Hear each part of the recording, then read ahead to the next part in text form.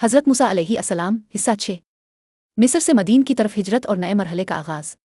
فرعون کے شہر سے خاموشی کے ساتھ نکلنے کے بعد حضرت موسیٰ علیہ السلام ایک نامعلوم راستے پر روانہ ہوئے۔ یہ سفر صرف جسمانی نہیں تھا بلکہ تقدیر کے ایک نئے باب کی طرف پیش قدمی تھی۔ خوف تھکن اور تنہائی کے عالم میں وہ مدین کی طرف بڑھتے چلے گئے، جہاں نہ کوئی جان پہچان تھی اور نہ کوئی سہارا سوائے اللہ پر بھروسے کے۔ مدین پہنچ کر حضرت موسیٰ علیہ السلام نے ایک کنویں کے پاس لوگوں کو پانی بھرتے دیکھا۔ وہیں دو عورتیں الگ کھڑی اپنے جانوروں کو روکے ہوئے تھیں۔ حضرت موسیٰ علیہ السلام نے ان کی حالت دیکھی، وجہ پوچھی اور بلا کسی معاوضے کے ان کے جانوروں کو پانی پلا دیا۔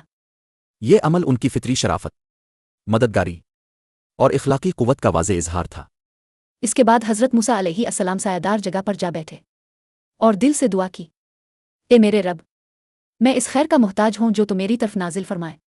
یہ دعا قبولیت کی دہلیز پر تھی۔ جلد ہی وہ عورتیں واپس آئیں اور حضرت موسیٰ علیہ السلام کو اپنے والد کے پاس لے گئیں، جہاں انہیں امان، عزت اور ٹھکانہ ملا۔ یوں ایک بھاگتے ہوئے مسافر کی زندگی میں سکون، مقصد اور نئی سمت کا آغاز ہوا۔ مدین کا یہ مرحلہ حضرت موسیٰ علیہ السلام کی زندگی میں تربیت، صبر اور ذمہ داری کا دور ثابت ہوا، جو آنے والی عظیم ذمہ داریوں کی تیاری تھی۔ اگلے حصے میں مدین میں قیام، نکاح اور کئی برسوں پر محیط وہ دور جس میں حضرت موسیٰ علیہ السلام نبوت سے پہلے عملی زندگی کی مکمل تربیت سے گزرتے ہیں۔